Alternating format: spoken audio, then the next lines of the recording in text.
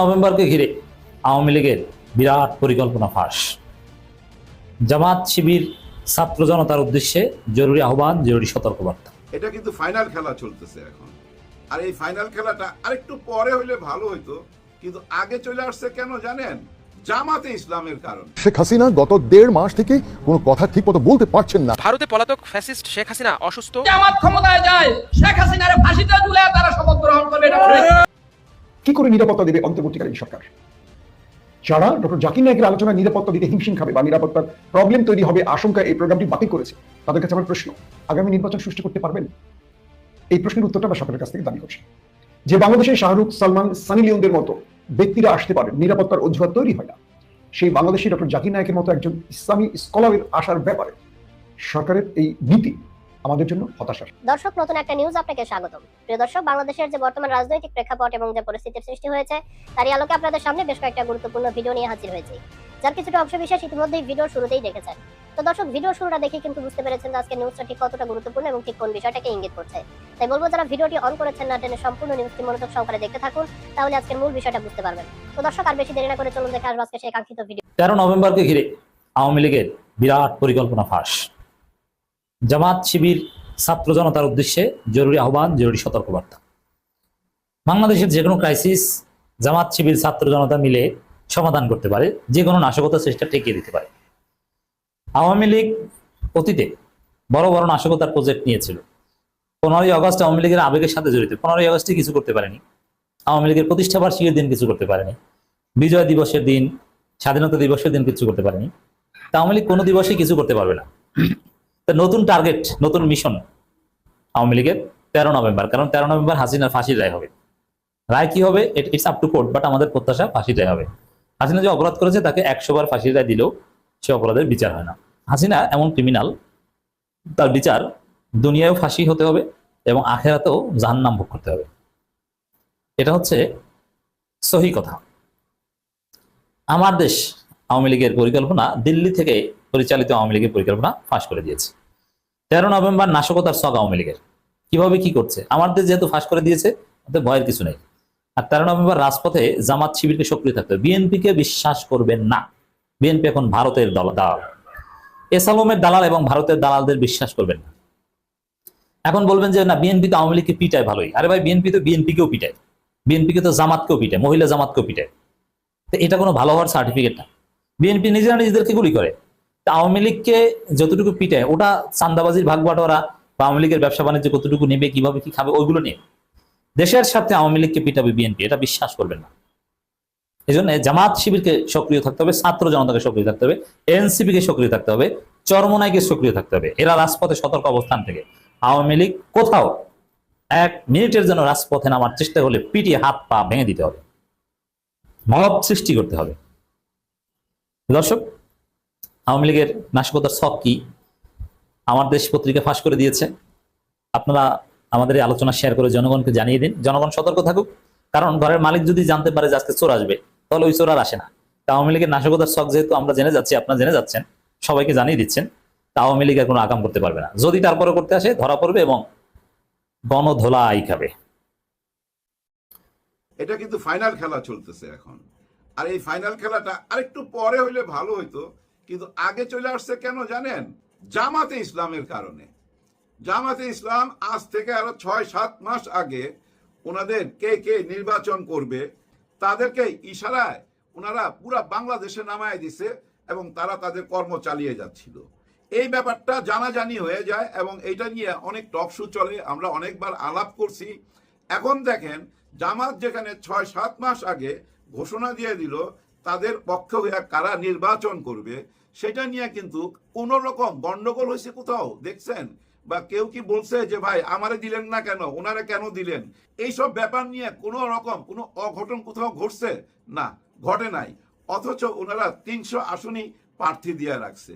কিন্তু এই প্রার্থী দেওয়াটা কিন্তু কোনো অফিসিয়াল প্রার্থী ঘোষণা না, কিন্তু কোনো অফিসিয়াল ভাবে ওনারা দেয় নাই। ওনারা কি এরকম কোনো কথা বলছে কখনো মিডিয়ার সামনে যে এই যে আমাদের প্রার্থীর নাম কোথায়, কাকে আমরা দিছি? এরকম কোনো দৃশ্য দেখছেন আপনারা? দেখেন নাই। কিন্তু ওনারা যে দিয়ে দিল আর আমরা দিতে পারলাম না, মানে আমি একটা বড় দল, আমি দিতে পারলাম না, আমি কি পিছিয়ে গেলাম? ওই চিন্তা ভাবনা থেকেই দেখেন নির্বাচনের 3 মাসেরও বেশি টাইম বাকি আছে। 3 মাস আগে মানে 90 দিনেরও বেশি সময় আপনার হাতে আছে। আপনি এখনই ঘোষণা করে দিলেন আপনার কতজন প্রার্থী কোথায় কোথায় নির্বাচন করবে। খুবই ভালো কথা যদি সবাই মাইনা নিত। এখন দেখেন ওনার দলের লোকেরাই মাইনা নিচ্ছে না ওনার প্রার্থীকে। দেখেন এক এক এলাকায় 3 থেকে 5 জন 10 জনও আছে ভাই প্রার্থী, এবং কাকে দিবেন এটা তো কেন্দ্রের ব্যাপার। কেন্দ্র নিশ্চয়ই বিচার আচার কইরা দিছে, এলাকার খোঁজ খবর নিয়ে দিছে, কিন্তু কি ধরনের খোঁজ খবর নিলেন? সবই তো দেখি উল্টা পাল্টা হয়ে গেল। এই যে একজন মানুষ মারা গেল গুলি খেয়ে আপনার দলের লোকের, একই দলের লোকের তো আপনারা, যদিও বলতেছেন ওই ছেলেকে আপনারা এখন চিনেন না, কিন্তু না চিনলে ভাই যাকে নমিনেশন দিলেন তার সাথে কেন সে, যাকে নমিনেশন দেওয়া হইলো চিটাগাঙ্গের কথা বলতেছি, ওনার সঙ্গে কেন উনি নির্বাচনে প্রচারণায় নামছে? ওনার ডাইনার তো উনি। হ্যাঁ, ওই ছেলের মানে বাবলা, ওই বাবলার কথা বলতেছি। এই বাবলা জেল থেকে বাইর হয়েছে ভাই এই 5ই আগস্টের আগে। বাইর হওয়ার পর তার বিয়া শাদিও করাইছে ওই প্রার্থী যাকে নমিনেশন দিছে। ওই প্রার্থী বিয়া শাদি করায় তার পাশে রাখছে। এখন দেখেন উনি নমিনেশন পাওয়ার সঙ্গে সঙ্গে উনার উপরে গুলি হইলো, উনি পেটে গুলি খাইছে, বাইচা গেছে, কিন্তু বাবলা মইরা গেছে। আর এই বাবলাকে ওই যে 5ই আগস্টের পরে জেল থেকে বাইর হইছে। এরকম ভাই হাজার হাজার বাবলা এই জেল থেকে বাইর হইছে ভাই। বাংলাদেশের যত গডফাদার ছিল ভাই সব গডফাদার জেল থেকে বাইর হয়ে গেছে 5ই আগস্টের পরে। কারণ আমরা এই দলের পক্ষে, ওই দলের উকিলরাই উনাকে বাইর করে নিয়ে চলে গেছে, বাইরে ছাইরা দিছে। বাইরে ছাইরা দেওয়ার পর ভালো হয়ে গেছে। জেলখানা তো মানুষকে ভালো করে, সে ভালো করতে পারছে না? মোটেও না। জেলখানা মানুষকে ভালো করে না ভাই, আরো খারাপ করে দেয়। কারণ কি জানেন? সিস্টেমের কারণে। এই জেলখানা বৈশাই তো ভাই বাইরে সবকিছু চালায়, নাহলে ডন হয় কেমনে? জেলখানা বৈশাই তো কর্মকাণ্ড চালায়, নাহলে তো ডন হইতে পারে না। এই সিস্টেম এই দেশে আছে। যাই হোক, ওইসব সিস্টেমের কথা বাদ দেই। এখন দেখেন এমন একটা অরাজকতা দেশের চারিদিকে, কেমন একটা দুরবস্থা। কারা ভাই? অন্য কোনো দলের লোক না, শুধু নিজেরা নিজেরা কি নিয়ে আমি ক্ষমতায় যাইতে চাই। একই এলাকায় যদি আপনারা 5 জন ক্ষমতায় যাইতে চান, কি করে 5 জনে নিয়ে যাবে? ওনারা যাদেরকে নমিনেশন দিছে একবার তাকান, ওই তালিকায় দেখবেন সবই কিন্তু ওনারা। এখানে ভাই পরিবারতন্ত্রও আছে, কিন্তু পরিবারের একজন ছিল মুরব্বী, উনি এখন পৃথিবীতে নাই, ওনার ছেলে অথবা ওনার ওয়াইফ অথবা ওনার অন্য কেউ ভাইগনা টাইগনা এরকমই পাচ্ছে। নতুন নেতা আসে নাই, কিন্তু ওই বংশ থেকেই নেতা আসতেছে। যার কারণে হয়েছে কি জানেন? এই মাঠ পর্যায়ে এই ক্ষোভ, এই ক্ষোভের থেকেই ভাই ওই যে গোলাগুলি মারামারি পুরা দেশে ছায়া গেছে ভাই। আপনারা খবরগুলা শুনেন, প্রত্যেকটা চ্যানেলে যেসব নিউজ বলতেছে, এই নিউজগুলা কি বার্তা দেয়? মনে হইতেছে একটা মগের মুল্লুক ভাই। হ্যাঁ, মগের মুল্লুক। আমরা কিন্তু দেখেন কত সহজে ভুইলা গেলাম। হায় কত সহজে ভুইলা গেলাম। এই জন্যই বলে খানদানি লোকরে যদি আপনি 1 গ্লাস পানি খাওয়ান, কোনো একদিন সে ওই পানির ঋণ শোধ করবে, আপনাকে কৃতজ্ঞতা জানাবে। আর 2 নম্বরই লোককে যদি আপনি রক্ত দিয়া দেন, সেই রক্তের কথা ভুইলা যাবে। হ্যাঁ ভাই, সেই রক্তের কথা ভুইলা যাবে। যেভাবে আমরা ভুইলা গেলাম এই জুলাই করলেনি, ভুইলা যাইতেছি তো আমরা। আমাদের সামনে আলোচনা অন্য কিছু, নির্বাচনের আলোচনা। এবং নির্বাচন আসার আগেই যে পরিস্থিতি তৈরি হয়েছে, এখন মানুষের মধ্যে তো সন্দেহ ঢুকে গেছে যে এই নির্বাচন হইতে পারে না। এই নির্বাচন কি করে হবে ভাই? একটা এলাকা, একটা জেলায় তো সামলাইতে পারতেছে না। এই যে দেশে এখন যা কিছু হচ্ছে, এগুলা কি সামলাইতে পারতেছে? সামলাইতে পারতেছে না। এর মধ্যে আবার দেখেন কিছু আর্মি ভাইদেরকে আবার ব্যারাকে ফেরত নিয়ে গেছে। কি কারণে নিয়ে গেছে এটা একটু চিন্তা করে বাইর করতে হবে। কিন্তু এই মুহূর্তে নিয়ে যাওয়াতে এইসব রংবাজরা ভাই, এই যে রংবাজরা, এরা আরো সাহস পেয়ে গেছে। এরা মনে করতেছে কিচ্ছু করবে না, আমগো কিচ্ছু ছিটতে পারবে না। হ্যাঁ ভাই, দেখেন নাই থানার ওসিকে টেলিফোন কইরা কিভাবে ধমক দেয়, দেখা নেবো তোমার বাল বাচ্চা কোন দিক দিয়া যায়, কোন স্কুলে পড়ে, সব খবর রাখি, তোমার সঙ্গে 2 মাসের মধ্যে দেখা করুম, তোমার ঘরে ঢুইকা দেখা করুম, এরকম হুমকি দিতেছে না? এই হুমকি গুলা কি ভাই আরব থেকে আইসা বা ভিন দেশ থেকে আইসা কোনো লোক দিতেছে? না, এই দেশের মানুষই দিতেছে। এই দেশে যারা রাজনীতি করে তাদের আসল চেহারা, আসল রূপটা ভাই বুঝতে পারছিল কে জানেন? শেখ হাসিনা। হ্যাঁ, ঢাকা চলো কর্মসূচির মাধ্যমে দেশের পরিস্থিতি পাল্টে দেবে, কি করতে চাচ্ছে জামাত ইসলাম? পাশাপাশি আজকে একটি প্রেস কনফারেন্স হয়েছে, যারা বাংলাদেশ না পৃথিবীর অন্যতম স্কলার ডক্টর জাকির নায়েককে বাংলাদেশে আমন্ত্রণ জানিয়েছিলেন। তারা আজকে প্রেস কনফারেন্স করে জানিয়েছেন তিনি আসবেন কি আসবেন না। ডক্টর জাকির নায়েককে নিয়ে আমাদের আলোচনা থাকবে, তিনি কি আদৌ আসবেন না আসবেন না সেই বিষয়টি আমরা জানাবো। কি হয়েছে পর্দার অন্তরালে সেই বিষয়গুলো থাকবে। দর্শক, আরো অনেকগুলো বাংলাদেশের বিষয়ে আলোচনা আসবে। শেখ হাসিনার বিদায়ের আগ মুহূর্তে 16 বছর ক্ষমতায় থাকা এই দাপুটি দলটির কি পরিণতি হয়েছে, এখান থেকে বিএনপির শিক্ষা নেওয়ার কি আছে? এই বিষয়টিও আজকের লাইভে আলোচনা করব। প্রথমে আসি ডক্টর জাকির নায়েক প্রসঙ্গে। পৃথিবী বিখ্যাত স্কলার ডক্টর জাকির নায়েক, পৃথিবীর যেই দেশে তিনি পা রাখেন হাজার লক্ষ মানুষ তার বক্তব্য শুনতে ছুটে যায়। একাধিকবার তার বক্তব্য আমারও শোনার বা দেখার সুযোগ হয়েছে, তবে বাংলাদেশে না, দেশের বাইরে। বাংলাদেশে তিনি আসবেন এই ব্যাপারে যে আয়োজক কমিটি রয়েছে তারা আজকে প্রেস কনফারেন্স করেছেন। তারা বলছেন যে সরকারের স্বরাষ্ট্র থেকে শুরু করে ঊর্ধ্বতন সকল দায়িত্বশীল ব্যক্তিদের সাথে তাদের বৈঠক হয়েছিল এবং তাদেরকে অনুমতি দেওয়া হয় ডক্টর জাকির নায়েকের আসার ব্যাপারে, গ্রিন সিগন্যাল দেওয়া হয়, এক কথায় অনুমতি দেওয়া হয়। সেই হিসেবে তারা কোটি কোটি টাকা খরচ করে ডক্টর জাকির নায়েকের বাংলাদেশে আসা, তার ভেন্যু নির্ধারণ এবং বাংলাদেশের একটি নয়, বাংলাদেশের 8 থেকে 10টি ভেন্যুতে জাকির নায়েকের এই ওপেন আলোচনার ব্যবস্থা তারা করেছিলেন। ঢাকা, রাজশাহী, সিলেট, বগুড়া, এরকম প্রতিটি বিভাগ এবং গুরুত্বপূর্ণ বড় জেলাগুলোতেও তারা এই আয়োজনের পরিকল্পনা করেছিলেন। সব ঠিকঠাক ছিল। প্রায় 90 জনের একটা টিম বাংলাদেশে আসবেন এবং তাদের ইকুইপমেন্টগুলো বাংলাদেশে চলে এসেছে অর্ধেকের বেশি, অর্থাৎ পুরো প্রোগ্রামটা বাস্তবায়নের 80% কাজ তারা সম্পন্ন করেছে। দুঃখজনক হলেও এর মধ্যেই ভারতের প্রেশার তৈরি হয় বাংলাদেশ সরকারের উপর। বাংলাদেশের নতজন অন্তর্বর্তীকালীন সরকার হুট করে ভারতের চাপ সহ্য করতে না পেরে ডক্টর জাকির নায়েকের আসার ব্যাপারে প্রথমে অনুমতি দিলেও পরবর্তী আরেকটি স্বরাষ্ট্র মন্ত্রণালয়ের বৈঠকের মাধ্যমে সেটিকে বাতিল করে। তারা অভিযোগ তোলে আগামীতে নির্বাচন, এই মুহূর্তে ডক্টর জাকির নায়েকের আলোচনার জন্য যে বিশাল ক্রাউড হবে, যে জনসমাগম হবে, এটি কন্ট্রোল করতে পারবে না। কে বলেছে? স্বরাষ্ট্র মন্ত্রণালয়। প্রশ্ন হলো, ডক্টর জাকির নায়েকের মতো একজন ব্যক্তির আলোচনায় যদি সরকার নিরাপত্তা দিতে না পারে, হিমশিম খেয়ে যায়, তাহলে ফেব্রুয়ারিতে যে আসন্ন নির্বাচন, ত্রয়োদশ নির্বাচন, এই নির্বাচন এই সরকার মোকাবেলা করবে কি করে? প্রথমত, এই সরকার বিশ্ববিদ্যালয়ের নির্বাচন ছাড়া একটি উল্লেখযোগ্য নির্বাচন করেনি।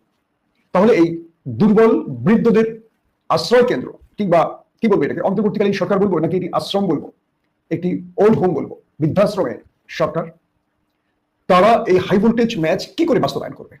হাজার হাজার কেন্দ্র, একদিনে নির্বাচন, এই বিশাল প্রায় 18-20 কোটি মানুষের দেশে কি করে নিরাপত্তা দেবে অন্তর্বর্তীকালীন সরকার? যারা ডক্টর জাকির নায়েকের আলোচনায় নিরাপত্তা দিতে হিমশিম খাবে বা নিরাপত্তার প্রবলেম তৈরি হবে আশঙ্কা এই প্রোগ্রামটি বাতিল করেছে, তাদের কাছে আমার প্রশ্ন, আগামী নির্বাচন সুষ্ঠু করতে পারবেন? এই প্রশ্নের উত্তরটা আমরা সরকারের কাছ থেকে দাবি করছি। যে বাংলাদেশের শাহরুখ, সালমান, সানি লিওনদের মতো ব্যক্তিরা আসতে পারে, নিরাপত্তার অজুহাত তৈরি হয় না, সেই বাংলাদেশে ডক্টর জাকির নায়েকের মতো একজন ইসলামী স্কলারের আসার ব্যাপারে সরকারের এই নীতি আমাদের জন্য হতাশার, কষ্টের এবং সরকারের এই ভূমিকা নির্লজ্জ ভূমিকা। আমরা সরকারের এহেন কর্মকাণ্ডের জন্য নিন্দা জানাই। তবে যারা আয়োজক তারা বলেছেন, যেহেতু সরকার এই প্রোগ্রামটির ব্যাপারে শেষ পর্যন্ত অনুমতি বাতিল করেছে, অনুমতি দিয়েছিল তারা, দিয়ে কিন্তু বাতিল করেছে ভারতের চাপে পড়ে, কিন্তু সরকার বলছে না যে ভারতের চাপ যে এসছে সেটা আমরা জানি, আমরা দেখেছি গণমাধ্যমে। তো এই বিষয়টি হলো, তারা বলছে যে মার্চ মাসের দিকে তারা এই আয়োজনটি করতে পারে, অর্থাৎ নির্বাচনের পরে। প্রশ্ন হলো, নির্বাচনের পরে কোন সরকার ক্ষমতায় আসবে? ভারতের মদতপুষ্ট কোনো সরকার, নাকি জাতীয়তাবাদী সরকার, নাকি ইসলামী সরকার, কোনটা আসবে আমরা জানি না। তার মানে মার্চ মাসে ওটা অনিশ্চিত হয়ে পড়বে, কারণ ভারতের নির্দেশ অন্তর্বর্তী সরকারের যদি ভিত কাঁপিয়ে দেয়, কিন্তু যারা নির্বাচিত সরকার, যারা ভারতের পা ধুয়ে পানি খেতে চায়, তারা কি করে ডক্টর জাকির নায়েকের আসার ব্যাপারে অনুমতি দেবে? আমি বিশ্বাস করি এটা আমাদের বাংলাদেশের 90% মুসলমানের দেশের যে আমরা দাবি করি, এটা আমাদের জন্য একটা লজ্জার, কোনোভাবে এটা কাম্য নয়। এটা যারা বিরোধিতা করবেন, আমি মনে করব তাদের ইমানে দুর্বলতা আছে। দর্শক, আসছি দ্বিতীয় প্রসঙ্গে। আজ ঢাকাতে জামাত এবং চরমোনাই সহ 8টি দল, জাকপা সহ আরো 8টি দল, মোট 8টি দল, পুরো ঢাকাতে তাদের আজকে একটা নির্বাচনী কি বলবো ওয়ার্ম আপ হয়েছে, আমি যদি বলি ভাবি, তাদের 5টি দাবি, এই দাবিকে নিয়ে তারা আজকে মাঠে নেমেছেন এবং তারা প্রধান উপদেষ্টার বরাবর স্মারকলিপি দিতে আসেন এবং তাদেরকে পুলিশ বাধা দেয়। একটা পর্যায়ে 8 দলের 8 জন প্রতিনিধিকে প্রধান উপদেষ্টার কার্যালয় পর্যন্ত আসার অনুমতি দেওয়া হয় এবং পরবর্তী তার পক্ষ থেকে একজন এই স্মারকলিপি গ্রহণের কথা থাকলেও 8টি দল রাজি হয়নি। 8টি দল বলে যে আমরা আমাদের স্মারকলিপি আমরা প্রধান উপদেষ্টাকে দেব। এরপর দীর্ঘ সময় দিন দরবার হতে পরবর্তী প্রধান উপদেষ্টা, শিল্প উপদেষ্টা আদিলুর রহমানকে পাঠান এই জামাত সহ 8টি দলের প্রতিনিধিদের কাছে এবং তাদের মধ্যে আলোচনা হয়। আলোচনার পর আদিলুর রহমান গণমাধ্যমকে জানান তারা দাবিগুলো শুনেছেন এবং এগুলো তাদের কাছে যৌক্তিক মনে হয়েছে। জামাতের মিয়া গোলাম পারওয়ার, সেক্রেটারি জেনারেল, তিনি বলেছেন সরকার আমাদের সাথে ভালো ব্যবহার করেছে এবং সরকারের পক্ষ থেকে বলা হয়েছে তারা এই দাবিগুলোকে সুনজরে দেখবে।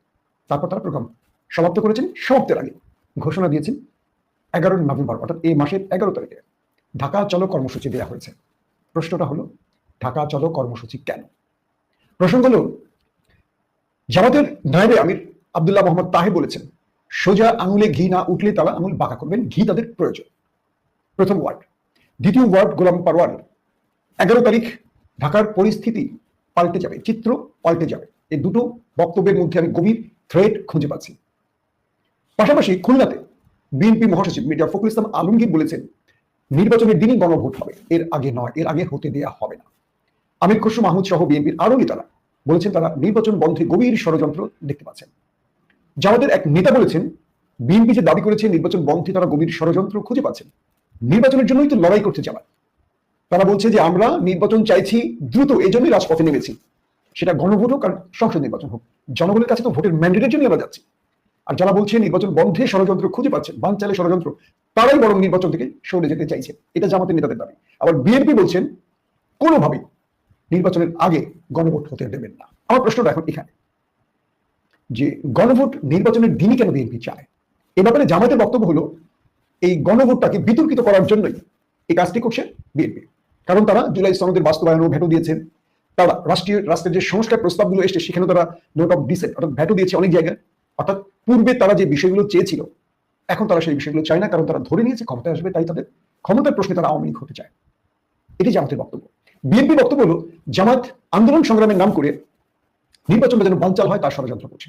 এখন এই দুই পক্ষের মাঝখানে এনসিপি নেতা, যিনি সবসময় কথা একটু বেশি বলেন এবং আলোচনা থাকতে চান এই কথার মাধ্যমে, আপনারা তাকে সবাই চেনেন, আমাদের এনসিপি নেতা মিস্টার পাটোয়ারি, তিনি বলছেন বিএনপি জামাত মানে দুই পক্ষকে কি বলবো যে তারা দুইজন মিলে কামড়াকামড়ি করে দেশের পরিস্থিতি আরো ঘোলাটে করার চেষ্টা করছে। মানে একদিকে তারা গভীর ভাবে ভেতরে ভেতরে জোটের সাথে এই দলের সাথে ওই দলে যাওয়ার সাথে কাজ করছে, আবার তারা মুখে দুই দলের সমালোচনা করে নিরপেক্ষ থাকার চেষ্টা করছে। এনসিপি এই মুহূর্তে রাজনীতিতে গুরুত্বহীন, মানে না মানে বাংলাদেশের রাজনীতি এখন কন্ট্রোল করবে ইসলামী দলগুলো এবং বিএনপি। প্রশ্ন হলো আগামী 11 তারিখ কি করতে পারে? এই প্রশ্নটি যদি আমি জামাতের কয়েকজন নেতার কাছে করেছি, তারা বলেছেন যে 11 তারিখ আসলেই আপনারা দেখবেন আমরা কি করতে পারি। বিষয়টা হলো জামাত কোনোভাবে গণভোট নির্বাচনের দিন নয়, মানে নির্বাচনের না আগেই করতে বাধ্য করতে চায়, আর বিএনপি সেটা ভেটো দিচ্ছে। আমার প্রশ্ন একটাই, বিএনপি কেন আগে যাচ্ছে না? আগে হলে বিএনপির সমস্যা কোথায়? আর জামাতের কাছে আমার প্রশ্ন, নির্বাচনের দিন কেন আপনাদের বাধা? একই দিনে হলে সমস্যা কোথায়? এই দুটো প্রশ্নের উত্তর আমি দুই নেতার কাছ থেকে দুইভাবে পেয়েছি। জামাত বলছে যে একই দিনে নির্বাচন হলে মানুষের গণভোটের প্রতি কোনো আস্থা বা কি বলবো এটার প্রতি কোনো ফিলিংস থাকবে না। শব্দটা ফিলিংস বলেনি, কারণ তারা বলছে যে মানুষের সবার থাকবে তখন নির্বাচন অর্থাৎ জাতীয় সংসদ নির্বাচনের প্রার্থীকে বিজয়ের দিকে নজর, গণভোটের দিকে মানুষের নজর থাকবে না, ওইটার ব্যাপারে মানুষের আগ্রহ কম থাকবে এবং এখানে সেই পরিমাণ ভোট কাস্ট না হলে গণভোট ব্যর্থ হবে। এটি চাইছে মূলত বিএনপি, যাতে করে গণভোটটা বাতিল হয়ে যায়। কারণ গণভোটটা হলে যদি হার জয়যুক্ত হয় বিএনপির জন্য সমস্যা হবে, কারণ বিএনপি আওয়ামী লীগ হতে চায়, এককভাবে সব ক্ষমতা হাতে রাখতে চায়, এটা হলো জামাত। আর বিএনপি দর্শক সম্পূর্ণ ভিডিওটি দেখলেন, আশা করি বিষয়টি বুঝতে পেরেছেন। এ নিয়ে আপনার গুরুত্বপূর্ণ মন্তব্যটি অবশ্যই কমেন্ট বক্সে জানিয়ে দিবেন। ধন্যবাদ।